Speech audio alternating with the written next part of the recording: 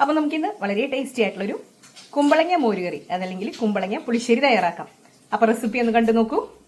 അപ്പോൾ നമുക്കിന്ന് കുമ്പളങ്ങ വെച്ച് ഒരു മോരുകറി അതല്ലെങ്കിൽ പുളിശ്ശേരി തയ്യാറാക്കാം. അപ്പം അതിനുവേണ്ടി ഞാൻ കുമ്പളങ്ങ ഈ ഒരു വലുപ്പത്തിലുള്ള കഷ്ണങ്ങളായിട്ട് കട്ട് ചെയ്ത് വെച്ചിട്ടുണ്ട്. ഇതിലേക്ക് 2 പച്ചമുളക്, 1 കഷ്ണം ഇഞ്ചി നീളത്തിലരിഞ്ഞത് ചേർത്ത് കൊടുക്കുന്നുണ്ട്. ഇതിലേക്ക് ഒരല്പം മഞ്ഞൾപ്പൊടി കുറച്ച് മാത്രം മതി ചേർത്ത് കൊടുക്കാം. ഇനി ആവശ്യമുള്ള ഉപ്പിട്ട് കൊടുക്കാം. വെള്ളം ഒഴിച്ചു കൊടുക്കാം. നമ്മുടെ കുമ്പളങ്ങ കഷ്ണങ്ങൾ നല്ലതുപോലെ ഒന്ന് വേവിച്ചെടുക്കാം. കുമ്പളങ്ങ കഷ്ണങ്ങൾ വെന്ത് വരുമ്പോഴേക്കും നമുക്കതിലേക്ക് വേണ്ട അരപ്പ് തയ്യാറാക്കാം. ഞാനിവിടെ ഒരു ചെറിയ തേങ്ങയുടെ പകുതി എടുത്തിട്ടുണ്ട്. ഇതിലേക്ക് ഒരു നുള്ള് നല്ല ജീരകം, അതായത് ക്യുമിൻ സീഡിന്റെ പൊടിയാണ് ഞാൻ ചേർത്ത് കൊടുത്തിരിക്കുന്നത്. മുഴുവനോടെ ആയാലും കുഴപ്പമില്ല. ഇത് നമുക്ക് മഷി പോലെ അരച്ചെടുക്കാം. ഇനി നമുക്കിതിലോട്ട് അരച്ചു വെച്ചേക്കുന്ന തേങ്ങയുടെ അരപ്പ് ചേർത്ത് കൊടുക്കാം. കുറച്ച് വെള്ളം കൂടെ ചേർത്ത് കൊടുക്കുന്നുണ്ട്. ഇനി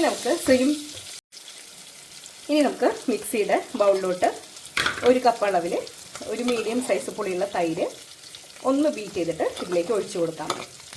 തീ ഒന്ന് ലോ ഫ്ലെയിമിലാവാനായിട്ട് ശ്രദ്ധിക്കുക. ഇനി നമുക്ക് തൈരും കൂടെ ഇതിലോട്ട് ചേർത്ത് കൊടുക്കാം. അതിനുശേഷം സ്റ്റൗ ഓഫ് ചെയ്യാം. നമ്മൾ മൺചട്ടിയിലായതുകൊണ്ട് തന്നെ ചട്ടിയിലെ ചൂടിന് ഇതായിക്കോളും. നമുക്കിനി സ്റ്റൗ ഓഫ് ചെയ്യാം. ഇനി ഇതിലേക്ക് നമുക്ക് കടുക് വറുത്തിടാം. ഇതിൽ പാകത്തിനുള്ള ഉപ്പും മുളകൊക്കെ ഉണ്ടോ നോക്കാം. ഞാനിതിലേക്ക് ഒരല്പം കുരുമുളക് പൊടി ചേർത്ത് കൊടുക്കുന്നുണ്ട്. നല്ലതുപോലെ ഒന്ന് മിക്സ് ചെയ്തിട്ടുണ്ട്. ഇനി നമുക്കിതിലേക്ക് കടുകും അതുപോലെ ഉണക്കമുളകൊക്കെ വറുത്തിടാം.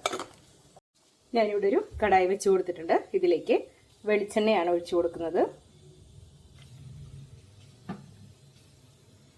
ഇനി ഇതിലേക്ക് കടുക് ഇട്ട് കൊടുക്കാം. കടുക് പൊട്ടി വരുമ്പോൾ ഇതിലേക്ക് കറിവേപ്പില അതുപോലെ ഉണക്കമുളക് ചേർത്ത് കൊടുക്കാം. ഒന്ന് മിക്സ് ചെയ്ത് കൊടുക്കാം. ഈ സമയത്ത് നിങ്ങൾക്ക് വേണമെങ്കിൽ ഒരല്പം മുളക് പൊടി ചേർത്ത് കൊടുക്കാവുന്നതാണ്. സ്റ്റവ് ഓഫ് ചെയ്തിട്ടുണ്ട്. ഇനി ഇതിലേക്ക് ഒരു നുള്ള് ഉലുവയുടെ പൊടി കൂടെ ചേർത്ത് കൊടുക്കുന്നുണ്ട്. ഇത് നമുക്ക് കറിയിലേക്ക് ഒഴിച്ചു കൊടുക്കാം. ഇതൊന്ന് മിക്സ് ചെയ്യാം. അതിനുശേഷം കുറച്ച് നേരം അടച്ചു വെച്ചാൽ നമ്മുടെ അടിപൊളിയായിട്ടുള്ള കുമ്പളങ്ങ പുളിശ്ശേരി ഇവിടെ റെഡിയായി.